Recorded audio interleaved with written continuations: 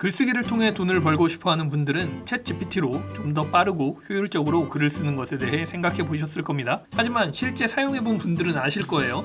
챗GPT로 쓴 글에 뭔가 부족하다는 걸요. 이번 영상에서는 그 부족한 부분을 채우는 방법에 대해서 알려드리겠습니다.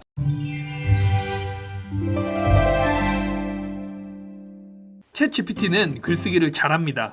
일상적인 글을 잘 쓰고 길게 대화를 하면서 글을 완성해 나가면 품질 좋은 글을 쓸 수도 있습니다. 한글이 어색한 부분은 사람이 좀 다듬어주면 되죠. 하지만 일상적인 글이 아니라 품질 좋은 글을 쓰기 위해서 길게 대화를 하면 효율이 떨어집니다. 고퀄리티의 긴 글은 효율이 안 나오고 빠르게 작성하는 일반적인 글은 그다지 읽어볼 이유가 없는 의미 없는 글이 되죠. 그래서 빠르게 글을 쓰고 퀄리티도 높이려면 실시간성 있는 정보를 확인하고 다양한 글을 조합해서 써야 하는데요.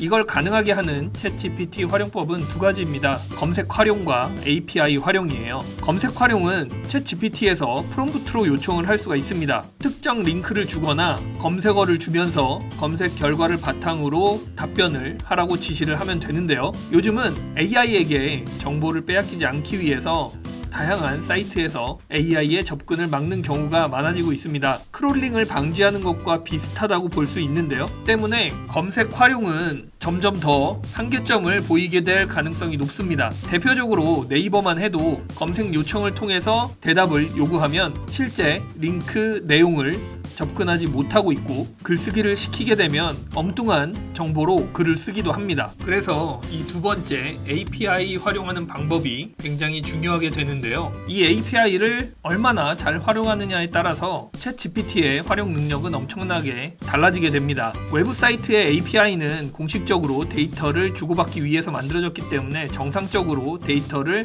받아올 수가 있고요. 그만큼 그 데이터를 활용한 AI의 답변도 품질이 올라가게 되는 거죠. 예시를 보여드릴게요. 자, 보여드리는 화면은 네이버에서 제공하는 오픈 API, 뉴스 검색 API로 GPTs를 구현을 한 겁니다.